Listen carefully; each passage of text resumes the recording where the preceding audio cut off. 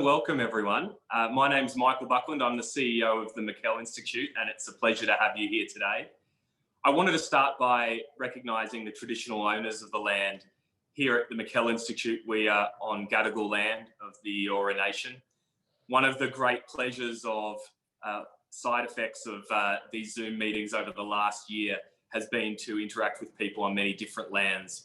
And it is a reminder that of the diversity of Aboriginal and Torres Strait Islander peoples in Australia. So we recognise their elders past, present and emerging and pay our respects. In June 2015, the McKell Institute released a paper called Baby Steps, Giant Strides. And in it, we kicked off what became 6 years of work in early childhood education. Our focus has always been on encouraging economic participation and easing costs of living pressures. Just last week, the Productivity Commission released their figures that showed that a third of people who are not in the workforce cite childcare as the major reason for that. But one of the reasons we're really excited about today is that we know that that is just one small part to play.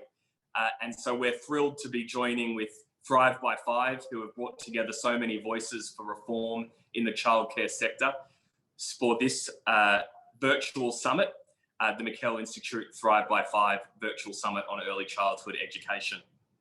In a moment, I'm going to pass over to the Honourable Jay Weatherill, CEO of Thrive by Five and former Premier of South Australia, and he will be facilitating our keynote panel discussion with a panel of that bring extraordinary expertise from a diverse sector, including Michelle O'Neill, President of the ACTU, Lucy Turnbull, businesswoman, philanthropist and former Chief Commissioner of the Greater Sydney Commission, Georgie Dent, CEO of the Parenthood, and Mohammed Al-Kafaji, CEO of the Federation of Ethnic Communities Council of Australia, bringing a voice that is often left out of these debates. Following the panel, we will break into a series of breakout discussions in various breakout rooms, where our panelists will be joined by Danielle Wood, from CEO of the Grattan Institute, Olga Rastregia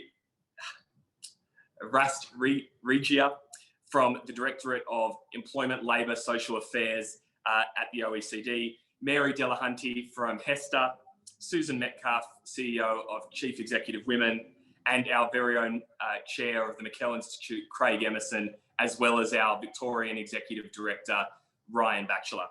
So thank you all for joining us. One final note on housekeeping. This is a recorded session, and so please make sure you keep your comments respectful because we'd like to be able to share it publicly. We encourage you to keep your video on. It makes it a little bit more interactive and a lot more fun for the speakers. Please include your name and the organisation you're coming from in your Zoom name so that you can participate fully. Other than that, if you have any technical issues, please reach out to our tech support team, which will be working backstage, and you can do that through posting your comments in the chat. If you have any questions, just post your questions in the chat as well. And meanwhile, I will hand over to Jay Weatherill. Thank you very much. Well, thank you very much, Michael. And it's wonderful to be joining you today. I come to you from Watch Country here in Perth. And it's a great thrill, actually, to be partnering with the McKell Institute in what is a really important public policy issue. And I think if there is an upside to what we've been experiencing over the last year or so, it's the way in which we've been able to come together in these really rich policy discussions about things that really matter. Thrive by Five is a campaign that tries to bring together many voices from across a very broad cross-section of the community that are interested in the early years, but really with one message. And that one message is to push for reform of our early years system so that we do have a high quality, universally accessible early learning system for every child and family in this country. So that's our purpose. And what we're trying to do is to foster public debate, which puts this on the national political agenda. And I think momentum is really building around that. And we're just so thrilled to be here today with such a stellar group of speakers. What I'm going to do is introduce each of the speakers in a moment. And they'll give a brief set of introductory remarks. And hopefully that will assist you to think of some questions you might want to put to them, and then we'll go to an open session. And a little bit later, there'll be a breakout session where you can go in and have a more intimate discussion with a range of other people that will be collaborating in bringing that discussion to you. But the first person I want to introduce, of course, is McKell O'Neill. McKell is president of the ACTU. I first knew and met her when she was secretary of the Textile Clothing and Footwear Union, and was always a powerful and articulate advocate. It's no surprise that she's risen to the top of the trade union movement. I'm told she began working life as a waitress and then went on to work in the community sector with homeless young people, and then on to the clothing sector. So she's certainly experienced the workforce from every element. So it's fantastic that she's such a powerful advocate for working people. And McKell, could you give us some introductory remarks? Thanks, Jay, for those generous words. And hi, everyone. I want to begin also by acknowledging the traditional owners of the land that I'm on today. It's the Wurundjeri people of the Kulin Nation, and want to pay my respects for their elders past and present, and always was and always will be Aboriginal land. And thanks to the McKell Institute and Thrive by 5, and also my fantastic fellow panellists I'm looking forward to hearing from. I also want to begin by acknowledging the role that early childhood educators have played throughout COVID-19. They've seen loss of hours, loss of jobs and pay. They've been on the front line caring and educating for our children. They've had to deal with unknown risk, but they kept showing up. They were dealing with fearful children and fearful parents, and often unclear and contradictory policies from the government. So one minute they were a hero, and the next minute they were the only sector singled out to be prematurely cut off from JobKeeper support. So all credit and respect to Australia's early childhood educators. And the Australian Trade Union movement, as we moved through COVID-19, realised that as well as the role we were playing in dealing with the health crisis, we also had a job to do in helping develop a comprehensive national economic reconstruction plan. And a key component of that plan is our early childhood education and care strategy. And that has something that's been really well supported across every union in our movement. And we understood that in reconstructing our national economy after COVID-19, and in particular repairing the employment prospects for women workers, that we needed a strategy to roll out high quality, publicly funded, not-for-profit childcare, preschool and early learning services. And we did this because, you know, economic studies have shown that government investment in early childhood education and care literally pays for itself. Once you take into account the additional output and taxes that come about from women's increased labour force participation. And women's labour force participation in Australia is far below rates in comparable industrial countries. If Australian women between the age of 25 and 45 participated in the labour market as much as men do, the economy would benefit from 475,000 potential new workers, and we'd get an enormous boost to economic growth, government revenues, and of course, family incomes. If those women were working, Australia's GDP would be $70 billion per year higher, and family incomes would be boosted by $30 billion a year.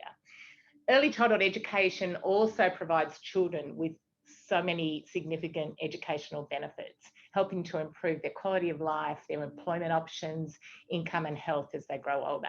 And it's those first 5 years where our brain develops more and more quickly than any other time in our life. And it's when we learn to socialise, to cooperate and to communicate.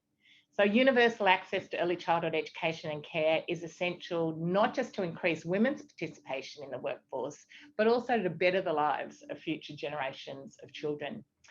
And workers in this sector do some of the most important work that anyone could do. 97% of them are women. We entrust these workers with our babies and our children, but at the same time, we undervalue the work and we fail to provide secure, well-paid jobs. Central to improving early childhood education is bringing about a fundamental reassessment of the importance of this work, lifting the recognition and pay of the workers in the sector, and ensuring we create secure, long-term, sought-after careers for them. Our early childhood educators are some of the absolute heroes of the pandemic, but at the start of 21, they're exhausted. They're overworked, they're underpaid, and many are also leaving the profession that they love. They love their work, but increasingly they've had enough. And that's why centres are now having so much trouble holding on to and recruiting staff in this sector. Many of them are barely paid above the minimum wage. It's an awful irony that our early childhood educators, people who love educating and caring for young kids, often don't ever earn enough to send their own kids to childcare. We need to treat educators with respect. They deserve decent wages and job security. They deserve reasonable workloads, and they deserve clear career paths. And while the gender gap is slowly being closed in parts of the world, it's barely improved in Australia over the last 25 years. On average, employed women earn almost 1/3 less per week than employed men. And women retire today with just half the superannuation of men. So we strive to teach our kids about fairness from day one, yet try telling the girls that they could earn 30% less than the boys. Never mind the pub test, it wouldn't pass the kinder test. And free and universal childcare can help close that gap substantially.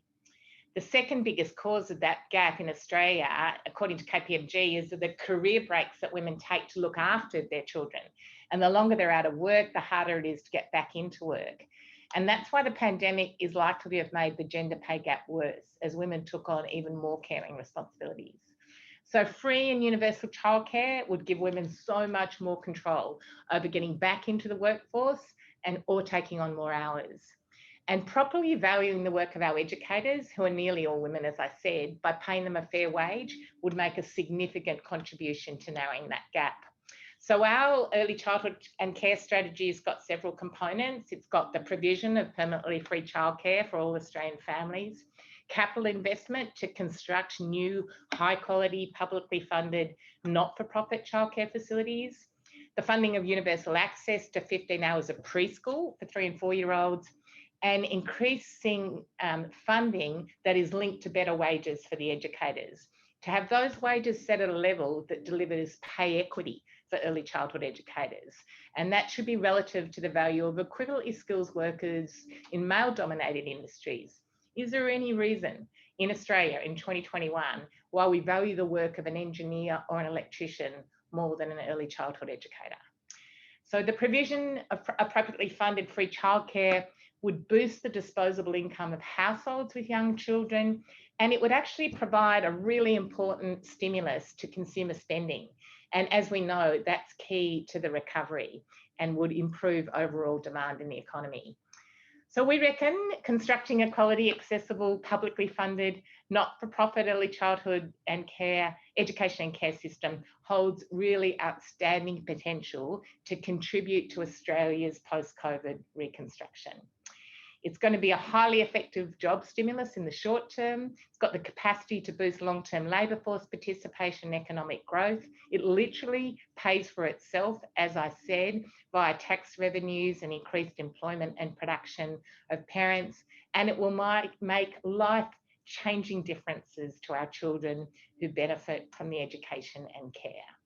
So really, we reckon the question isn't why has the Australian trade union movement got a plan to rebuild the economy, which has a central focus on early childhood education and care. It's why doesn't the federal government? Thanks, Jay. Thanks, Michelle. Fantastic. Our second speaker has played a critical role in putting the early years on the national political agenda. Georgie Dent is the Executive Director of The Parenthood, a journalist, editor, author, MC, facilitator, and an incredibly effective advocate in this area. We remember her #CredibleWoman trope, which managed to, as she was dismissed as no credible person would be holding this position, she managed to respond with that, and that became quite a online sensation. So thank you, Georgie. If you could just give us some opening remarks. Yeah, thanks very much, Jay. I would also like to acknowledge the traditional owners of the land, and for me here in Sydney, they are the Camaragal people of the Eora Nation.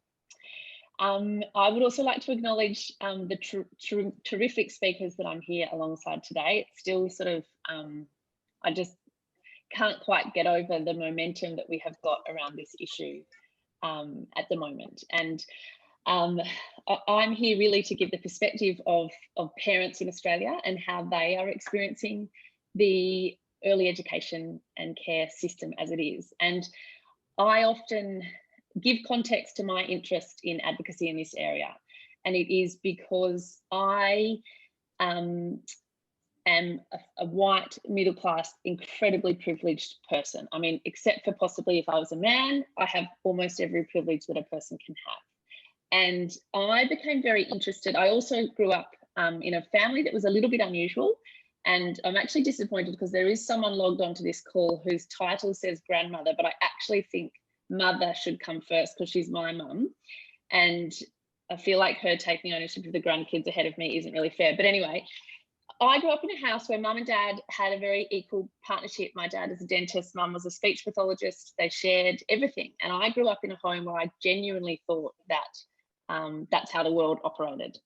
And when I left, I went to university, I did business and law. And at uni, I was also convinced that Australia was a very fair place. There were certainly as many females in my course as there were men. There were slightly more females. But of course, when I came into the workforce, I recognised there was this, chasm between men and women. And as I looked further up the chain, it got bigger and bigger.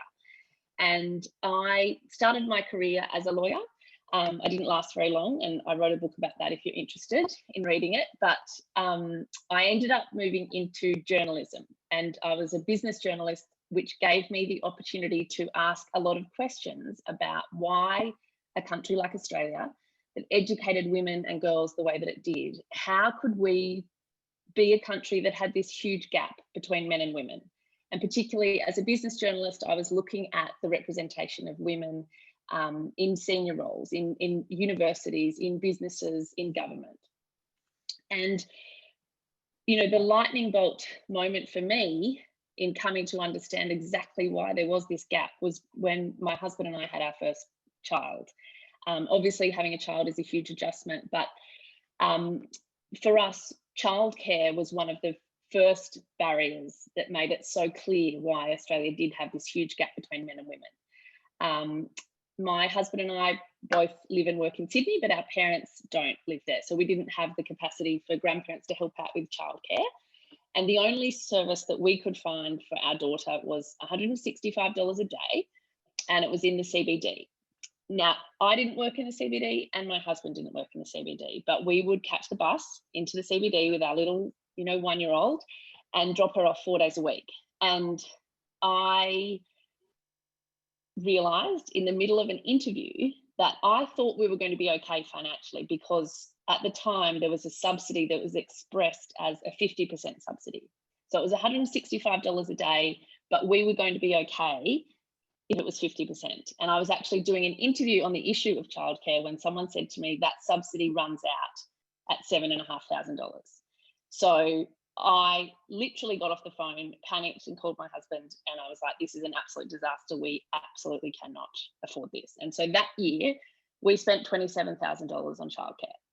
Now, again, I'm incredibly privileged, so is my husband. This was 11 years ago. Neither of us had a particularly great wage, but we knew we had potential.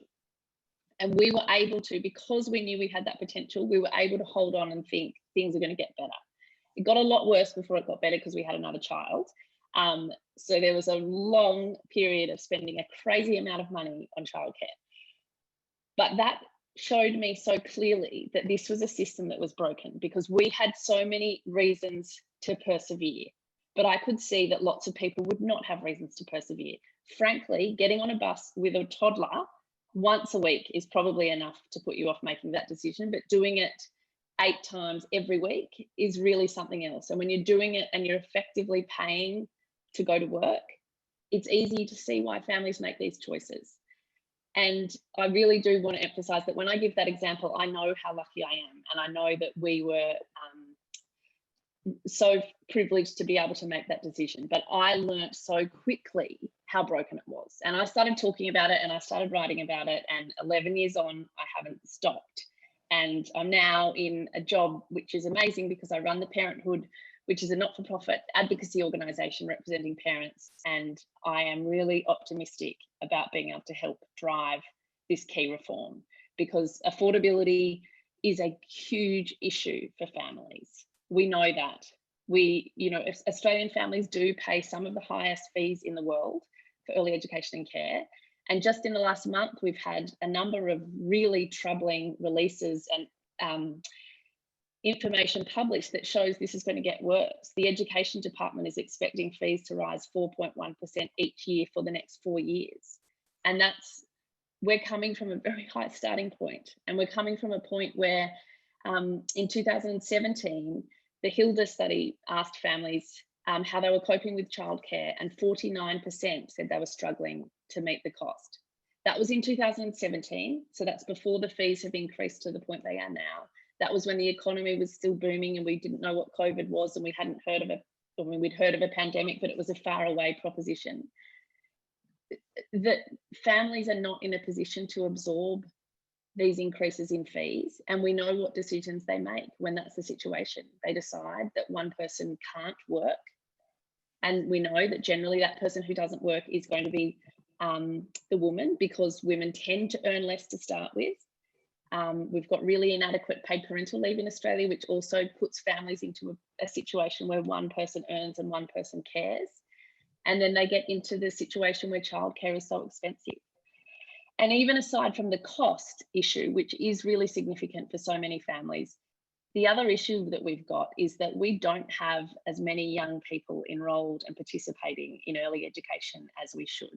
So we know that between 0 and 5, what happens in a child's life is so richly formative. But in Australia, we lag OECD countries when it comes to the participation of 3 and 4-year-olds in particular. And what is most alarming is that the children in those age groups who aren't attending are the most vulnerable. And we know that a child with any disadvantage or vulnerability in their background are the children that stand to benefit the most from attending early education and care. And so we have got two issues here, that we haven't got enough children attending, and we haven't got families being able to make the decisions they need to make when it comes to work and care. So that's my opening remarks. Thank you, Georgie. And now, before I introduce my next speaker, I just want to remind you that there's a chat function here. So drop your questions into the chat function, and what will happen is we'll take you off mute and you can ask those questions yourself. Or if you want me to ask the question on your behalf, I'm happy to do that. So just start thinking about that over the next couple of speakers. Now, next speaker is Lucy Turnbull. Lucy was acknowledged through being awarded an Officer of the Order of Australia in 2011 for her extraordinary work over an extended period of time as the first female Lord Mayor of the City of Sydney from 2003 to 2004, and also in a range of contributions in her interest as an urbanist in cities and in technological and social innovation, and her significant contribution to public policy in this country. So thank you very much for joining us, Lucy. I'm very much looking forward to your opening remarks. Thank you, Jay, and thank you for asking me. And like Georgie and Michelle, I'd like to acknowledge the traditional custodians of the land where I am now, which is Gadigal land, and pay my respects to elders past, present, and emerging. So I'm going to actually make very similar points to the points that Michelle has made and Georgie has made. I'm not going to repeat them, but I'm going to make the same points from another direction. And I was asked when sent the speaking notes to approach my perspective on childcare and early learning through a business person's perspective. And, you know, in any business, particularly labour-intensive ones, and childcare must be one of the most labour-intensive businesses or enterprises, not-for-profit or otherwise, you could possibly engage in. The critical determinant of whether you have a successful enterprise in terms of fulfilling the objectives of the enterprise to look after children is having a good workforce, a great human capital, good human resources, and low staff turnover. Now, we know that there are very high levels of staff turnover in the childcare, amongst child carers, and to a slightly lesser extent on the part of early childhood teachers. And why do we think that might be? Well, I think it's really highlighted if you do the comparison between the value that childcare workers and teachers provide to society for the reasons that McKell and Georgie so cogently put to us, and the cost of that human capital. So let me just run quickly through some comparisons. A childcare worker, I'm getting this info from a government website called www.jobsoutlook.gov.au. Childcare workers with Cert 3 training have an average pay per week of $953. Now, they're defined to have medium level skills. I would dissent from that. I think the skills that a childcare needs, the human skills, are nothing short of extraordinary, and I think they should all be given medals every day of every week that they work. So the question there is, should we value what they do differently? Now, early childhood teachers earn a bit more. They earn $1,488 a week. So, about, quite a bit more than early childhood carers, because they have diplomas and they're more highly qualified. So let's look at another training, which is another job area, which is health and beauty salon assistants, another female-dominated one. And they are defined as performing routine tasks in hair salons. They earn on average $1,153 a week, which is $200 more than a childcare worker. Now let's go on to the male typical comparable jobs. They're not exactly the same, but I think they're comparable. Let's go on to building and plumbing labourers who need no qualifications at all. No Cert 3 training is required. Their average pay is $1,458, which is a lot higher than childcare workers. It's like 53% higher. Sure, there's labour involved in heavy labour, but childcare has its own physicality in changing nappies and restraining and managing very active and busy little children. Now, the average age, interestingly, of building and plumbing labourers is about the same as childcare workers. Then we go up the qualification chains to plumbers. They earn $1,894 a week, which is about over $400 more than an early childhood teacher with a diploma. Electricians are about the same. And so that there is a structural imbalance in compensation for, I would say, broadly equivalent work. And we're getting a very clear picture, I think, we do get a very clear picture, that male-dominated jobs like the ones I've nominated with similar qualifications are paid a lot more than comparable female-dominated jobs. I know it's really important to have good plumbers and electricians, so we all have well-working plumbing systems and power supplies and working appliances that don't kill us. But are they really twice as valuable as childcare workers? And are hairdressing assistants worth 21% more pay than childcare workers? If so, why? I really think we have our values wrong. The danger of looking at childcare affordability without looking at value is you can get that sort of bean countery thing, and a 4.1% cumulative or compounded rate of increase in childcare is unsustainable for any normal family, and it cannot be allowed to happen. But while we are on the journey to affordable universal childcare, we have to think about the value of those workers. If we want high quality childcare, we have to pay commensurately, so we optimise the human capital, the carers, the human beings that every day look after our children and our grandchildren, because there is no way they don't do the most extraordinary job. If we're going to be deliver high performing childcare services, we have to pay these people more and recognise the gender inequity in comparative work. And I don't think that often happens. Often we compare like for like jobs. These are economic sectors which are very similar in terms of their contribution and their value to society, and possibly even different on the positive side to childcare workers, but they're not taken into consideration at all in formulating a fair and equitable system for human capital and workers.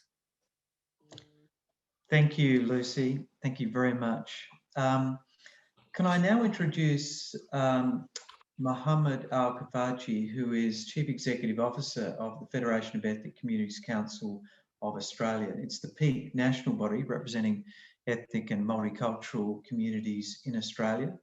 Mohammed was the first CEO of Welcome to Australia, and very much looking forward to his contribution. Thank you. Thank you, Jay, and thanks everyone for having me today. Look, I'd like to start by acknowledging that I'm on the lands of the Kaurna people of the Adelaide Plains, and I'd like to pay my respects to their elders past, present and emerging. Look, I think, I mean, I'm here by no means, I'm no expert in early childhood education, but as a new parent of I've got an 11-month-old, still, I think he's still a baby. I've just learned my first lesson of, you know, what it feels like to have gastro in the house, and it was pretty nasty, and I'm still recovering. So my apologies if I'm not with it completely today. But look, I'd like to, I guess, I'm learning, and thank you to the previous speakers. I'm kind of learning about this early childhood education system. You know, I'm quite privileged that, you know, I kind of grew up here in Australia from the age of 13 since I arrived to Australia. So I kind of know the system, and kind of, I've got the language skills and whatnot to find my way around some of these complexities, if you like.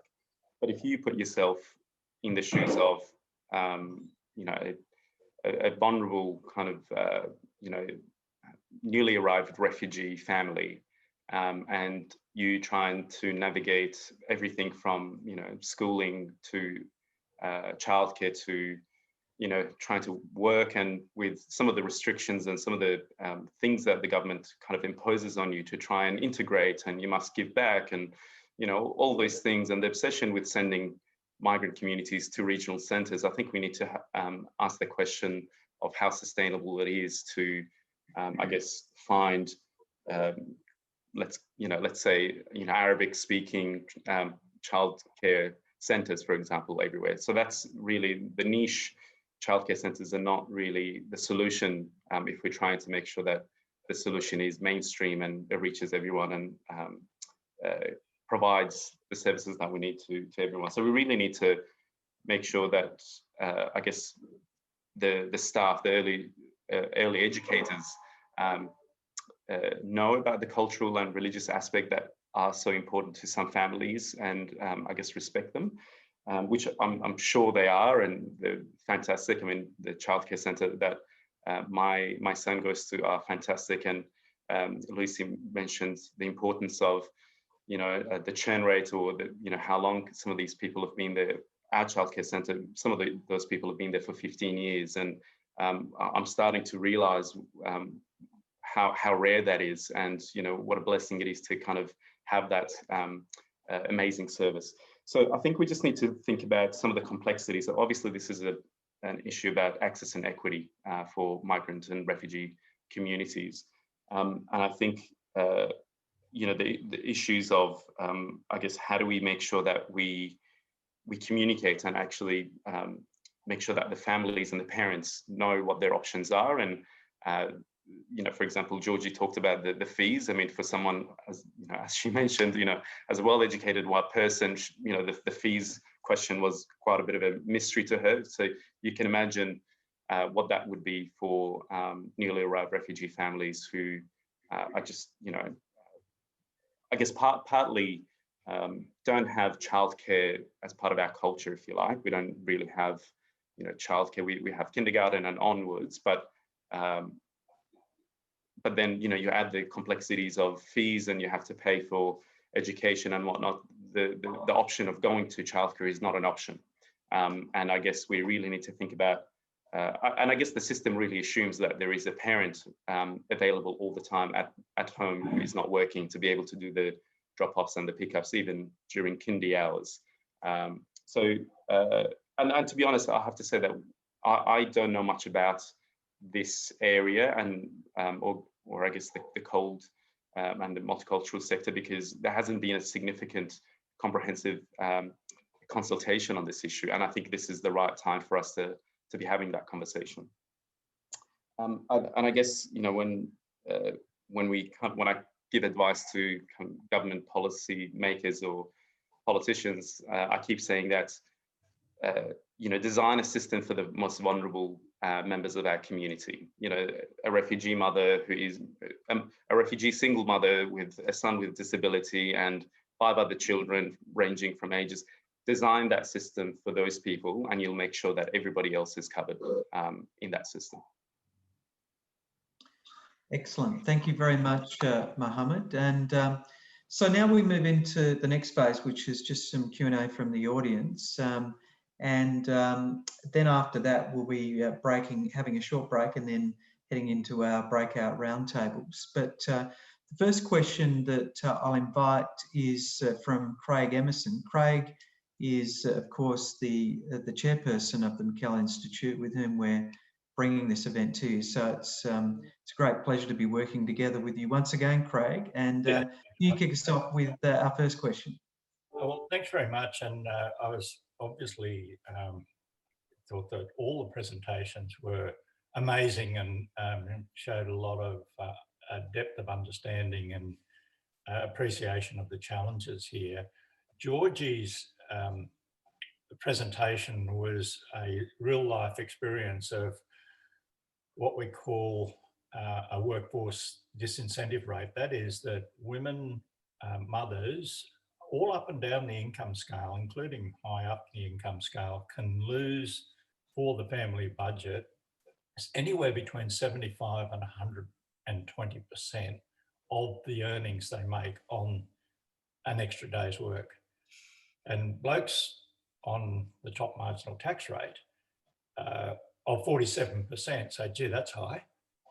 Yet we have a society that says, oh yeah, but for mothers, anywhere between 75 and 120% is okay.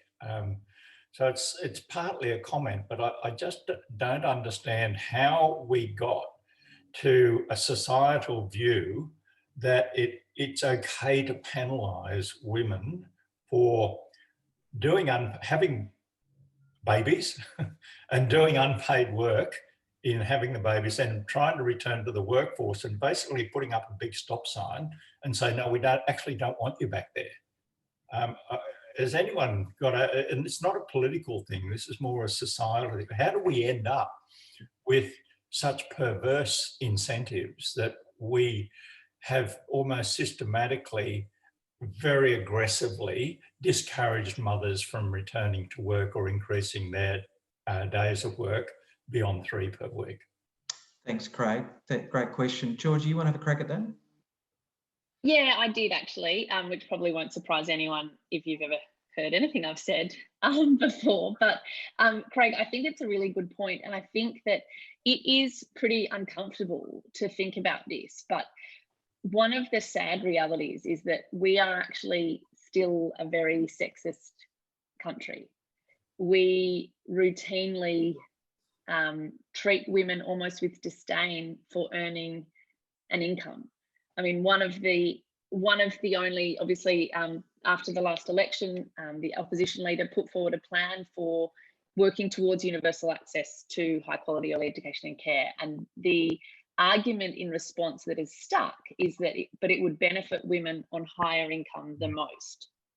And we are so uncomfortable with women earning money, ultimately. And I know lots of people will say, oh, no, that's ridiculous. But if you look at all of the settings that we have in our policies and workplaces, we consider women earning money to be a luxury that can be tolerated if they can do it between if they can still maintain their caring responsibilities. And it's incredibly demoralizing. And I mean, I have said this to people quite seriously. If a country like Australia is going to invest as much money as we do in the education at a secondary and tertiary level that we educate women, why don't we just stop doing that? If we're not going to create the policy settings and infrastructure that enable women to use the skills and education that they have, why do we waste the money educating them? Well, it's a very good question, because 57% of university graduates each year are women. So one part of society's collective mind says, this is great. go out there, you know, with these skills and, you know, express them and create, you know, prosperity and happiness and everything. And the other half of society's mind, the same mind, says, but if you do, we'll really penalise you very, very hard.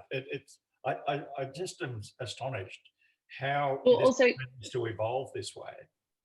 I'll just say one final thing and then I'll let the other speakers come in. But I think what is incredibly telling, and chances are you've heard this before or read it before, but the World Economic Forum publishes an annual global gender gap report. And it began in 2006. And every year since then, Australia has held the #1 spot for educational attainment for women and girls. So there's no country in the world that does a better job of female education than us. Our female workforce participation rate is 53. And that says everything in my mind. And the reason for that gap is because we have not invested in the kinds of infrastructure that also create the social change that support women to work. And one of the critical pieces of infrastructure is affordable, high quality childcare that normalises working and caring. And I'll finish 15 seconds, Jay, and then I'll stop.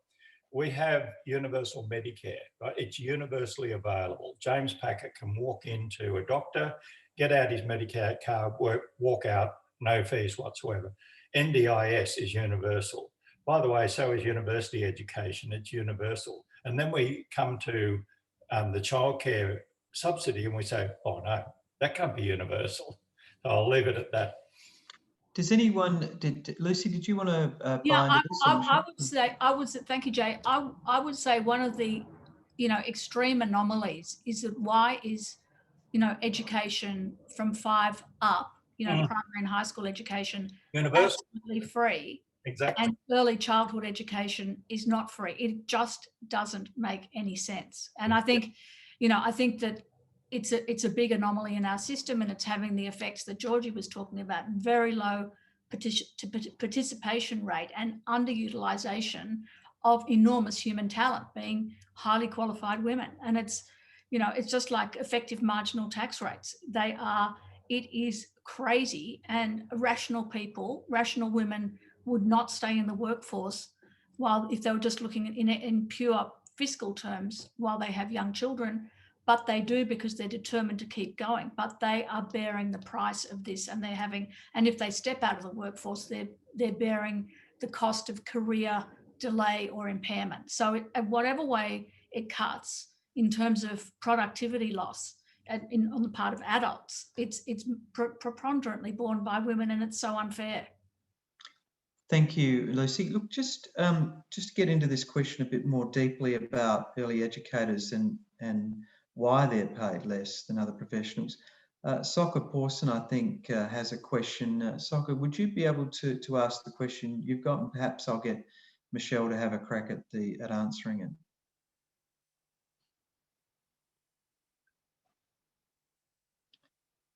No, do we have...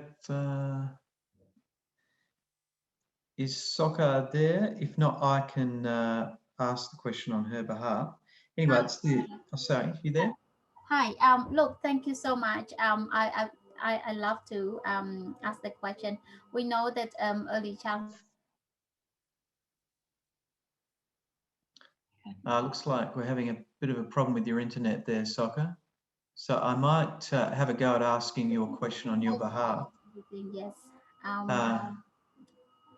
So, sorry. And you know, how are you going to communicate with our leader to let them understand that this is need to be changed, and early childhood educators need to be more recognized?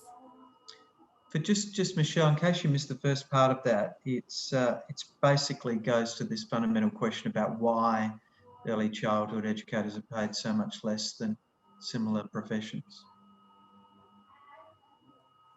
Just on mute there, Michelle. Thanks, Jay, and thanks, Soccer.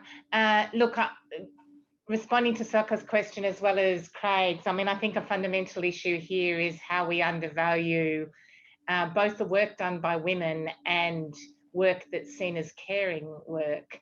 So early childhood educating and care is one really stark example of that we as a society, I think, because it is work that was traditionally done by women and traditionally done by women as unpaid work, that now that it is work that is still done predominantly by women, but in a formal paid sector and in employment, we still grossly undervalue it. And there's a latent view that somehow this type of work is less important, and therefore we don't properly recognise it, and we don't properly pay for it. And I think that the fact that we have many millions of dollars that actually go from taxpayers into this sector, but we don't tie that money to what's paid to the workers in the sector. So there's plenty of people making good money out of providing childcare and early childhood educating, but we don't think equitably about how to ensure that the people who are actually doing the really hard, important work that we rely on so much, like it really, I just can't think of anything that we add such a degree of responsibility to. What other job, you know, really do we let our most vulnerable? I mean, somebody did mention aged care, and I think that is another good example that at both ends of life we have these jobs predominantly done by women that are done by workers who the majority of are in casual or part-time or insecure work and grossly underpaid. And so it is about how do we reevaluate how important that job is, how important the skill is, how we recognise it, and how that recognition must lead to both a greater recognition in terms of pay, but also security, because this notion that people have to do multiple jobs or not stay in the sector they love because they literally can't meet their own needs, of course, is damaging to them, but it also is damaging to the quality of education and care, because if you have a high turnover because the workers in the sector can't afford to stay in it, then of course the other people who suffer from that is our children and their future. So I think it is about a fundamental reevaluation of the importance of this work and what we pay for it. Excellent. Well, thank you, McKell, and thank you. I know there are a bunch of other questions that are still in the chat, and we sort of encourage you to participate in a dialogue within the chat. And I know that a few little strands are occurring around this, including some excellent conversations around what do we really mean by universal or cheap or free, and also some great discussions about really the convenience, I suppose, of preschool and the wraparound childcare arrangements in the current system. So I encourage you to keep that dialogue up. Lovely. Thank you. See you in a bit.